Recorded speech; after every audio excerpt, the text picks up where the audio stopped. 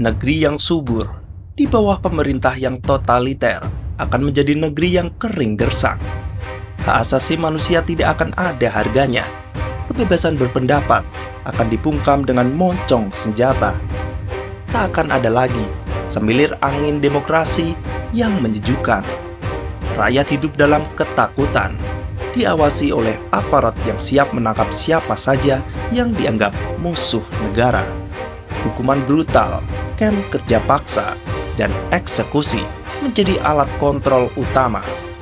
Indonesia, tanah air yang dibangun di atas pilar demokrasi dan kebebasan, adalah rumah bagi lebih dari 270 juta jiwa yang hidup dalam keberagaman.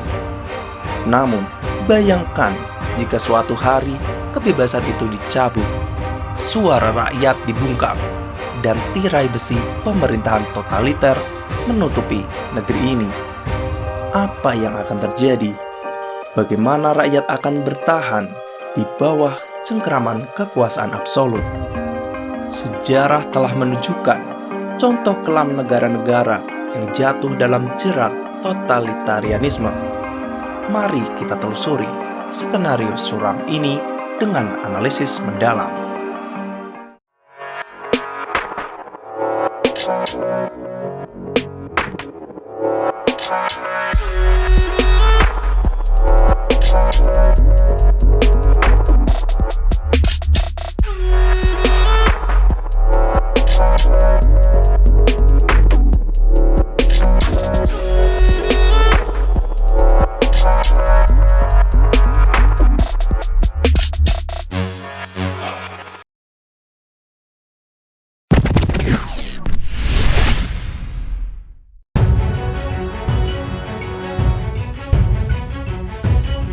Totalitarianisme bukanlah konsep baru. Joseph Stalin di Uni Soviet, Adolf Hitler di Jerman, dan Mao Zedong di Tiongkok telah menunjukkan bagaimana sebuah negara dapat berubah menjadi mesin yang menggilas rakyatnya sendiri. Dengan propaganda yang menghipnotis, pengawasan ketat, dan hukuman kejam bagi yang berbeda pendapat, negara-negara ini menciptakan realitas kelam yang jauh dari kebebasan. Negara totaliter adalah mimpi buruk bagi kebebasan manusia. Di bawah rezim seperti ini, pemerintahan mengendalikan setiap aspek kehidupan, dari politik hingga pemikiran individu. Kebebasan berbicara, pers, dan berkumpul dihancurkan. Sementara propaganda terus-menerus membentuk opini publik. Hak asasi manusia dalam negara totaliter hampir tidak ada. Hak untuk hidup, berekspresi, dan mendapatkan keadilan dilanggar tanpa ampun. Penyiksaan, penghilangan paksa, dan kerja paksa menjadi bagian dari sistem. Contohnya, Uni Soviet di bawah Stalin menerapkan pembersihan massal yang membunuh jutaan orang. Korea Utara saat ini adalah bentuk ekstrem negara totaliter, di mana pemimpin dipuja bak dewa dan hukuman mati menanti siapa saja yang berani membangkang. Bahkan Tiongkok dengan sistem pengawasan canggihnya menunjukkan elemen totalitarianisme modern. Dalam negara seperti ini, rakyat bukanlah individu bebas, melainkan pion dalam permainan kekuasaan yang kejam. Kebebasan hanyalah ilusi, dan ketakutan menjadi hukum yang sebenarnya. Namun, bagaimana jika skenario serupa terjadi di Indonesia? Jika pemerintah memiliki kontrol penuh atas media, membungkam perbedaan pendapat, dan menjadikan rakyat hanya bidak dalam catur kekuasaan.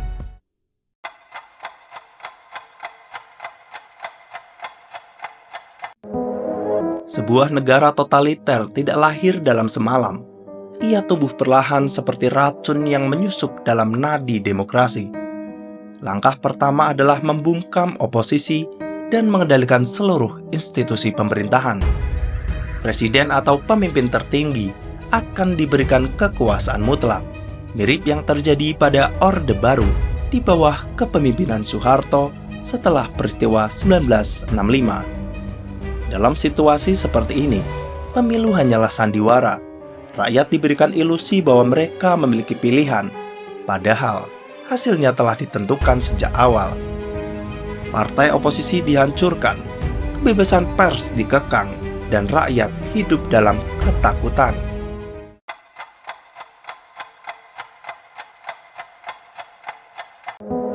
Media di bawah rezim totaliter adalah alat propaganda. Televisi, radio, dan internet dipenuhi dengan berita yang mengagungkan pemimpin, seolah-olah ia adalah dewa yang tak pernah salah. Kritikan dianggap sebagai pengkhianatan dan bisa berujung pada penangkapan atau bahkan penghilangan misterius, seperti yang terjadi di Korea Utara di bawah rezim Kim Jong-un. Masyarakat dicekoki dengan narasi tunggal, seperti wayang yang dikendalikan oleh dalang. Rakyat hanya bisa bergerak sesuai kehendak penguasa. Informasi diatur sedemikian rupa hingga kebenaran menjadi suatu yang relatif, tergantung dari apa yang dideklarasikan oleh pemerintah.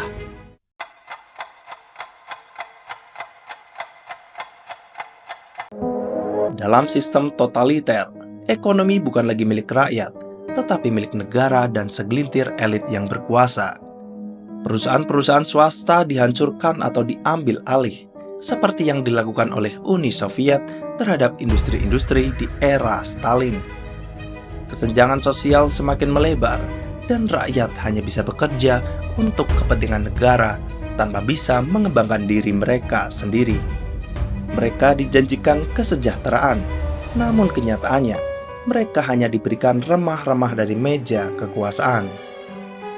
Dalam negara totaliter, ketakutan adalah senjata utama.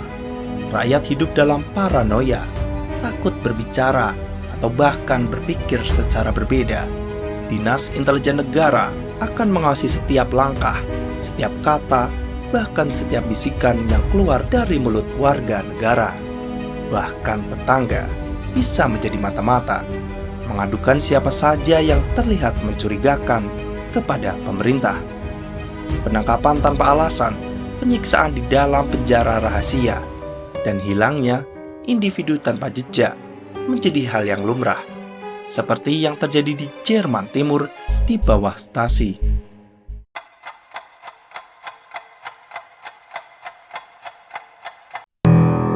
Bawah sistem totaliter, pendidikan bukan sarana untuk mencerdaskan rakyat, melainkan alat untuk mencetak generasi yang tunduk dan patuh. Kurikulum sekolah dirombak untuk menanamkan ideologi negara dan menghapus segala bentuk pemikiran kritis. Seperti yang dilakukan oleh Mao Zedong dengan revolusi kebudayaannya, anak-anak diajarkan untuk mengidolakan pemimpin tanpa mempertanyakan kebijakannya. Buku-buku yang dianggap berbahaya akan dilarang, dan sejarah akan ditulis ulang sesuai kepentingan penguasa.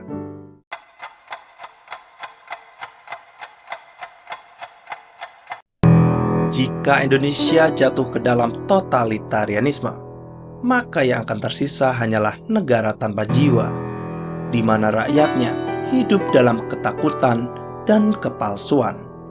Kebudayaan akan mati perlahan, kreativitas akan terkubur, dan hak asasi manusia hanya akan menjadi kenangan yang samar. Namun, sejarah juga mengajarkan bahwa totalitarianisme tidak pernah bertahan selamanya. Seperti tembok Berlin yang akhirnya runtuh, kekuasaan yang dibangun di atas ketakutan dan kebohongan pada akhirnya akan tumbang oleh keberanian rakyatnya sendiri.